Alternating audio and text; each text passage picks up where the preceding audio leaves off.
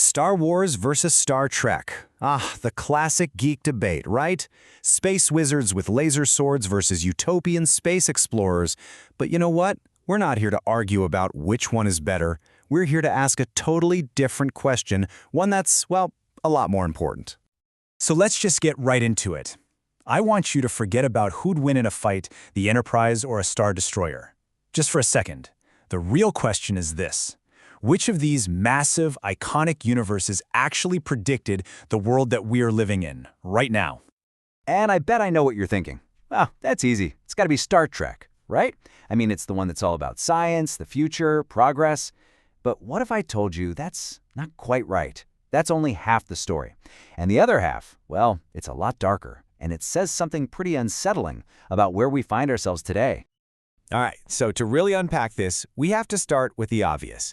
Let's tackle the side of this argument that everyone thinks they've already got figured out. And look, let's be fair, there's just no denying it. Star Trek's technological foresight was absolutely incredible. Gene Roddenberry's vision gave us this stunningly accurate sneak peek at the gadgets that would one day fill our lives. We're talking about a vision of technology that wasn't just about cool new toys. It was fundamentally optimistic. It promised a future where our inventions would solve our biggest problems and help us become a better version of humanity. I mean, just look at the list. The universal translator. We have instant translation earbuds now that are getting crazy good. The tricorder? Well, just look down at your wrist. That smartwatch tracking your heart rate and vital signs? That's basically a baby tricorder. And the replicator? We are literally 3D printing food now.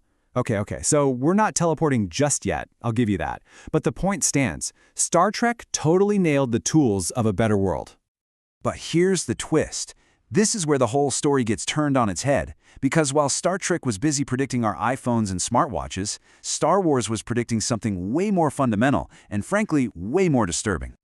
Here is the absolute key difference. Star Trek predicted our hardware. Star Wars, it predicted our operating system. You know, the messy, buggy, deeply flawed social and political software that's running in the background of our entire world. Just think about their political visions. Star Trek gives us the United Federation of Planets, an idealistic, unified democracy where technology has wiped out poverty and hunger. It's a society built on exploration and peace. Then you've got Star Wars, which shows us a galactic republic that just rots from the inside out, collapsing under the weight of corruption and fear, until it becomes the evil, authoritarian galactic empire. Now be honest, which one of those sounds a little more like what you see on the news every night?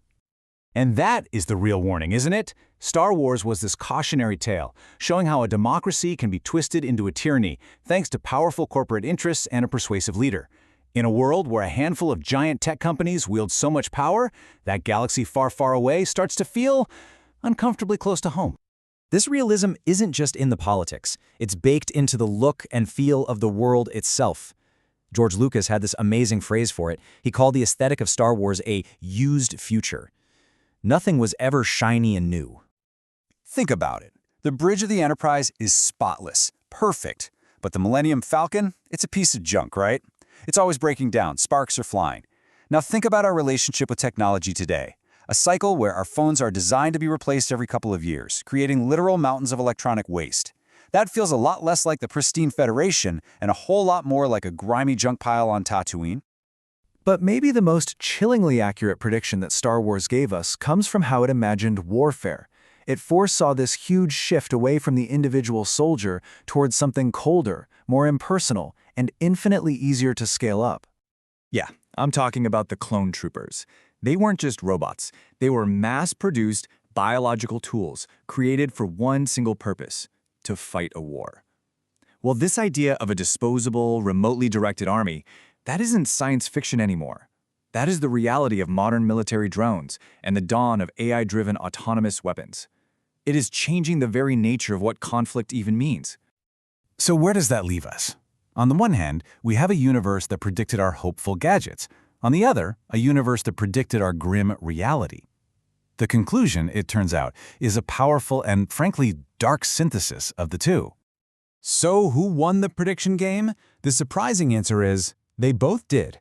We haven't ended up in Star Trek's future, and we haven't ended up in Star Wars' future. We are living in a strange, often contradictory hybrid of both. This is our modern predicament.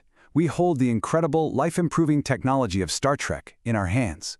We literally carry medical scanners and universal translators around in our pockets. But we're using all of it within the social and political framework of Star Wars. A world of immense corporate power, environmental decay from our tech, and the terrifying rise of automated warfare. Here's maybe the best way to put it. We all want to believe we're on the bridge of the Enterprise, building a brighter future. But more often than not, it feels like we're just huddled for warmth on Hoth, with the shadow of the Empire looming over us. Which leaves us with one final, crucial question. With all this incredible technology at our fingertips, what kind of society are we actually choosing to build with it? Are we building the Federation? Or are we building the Empire?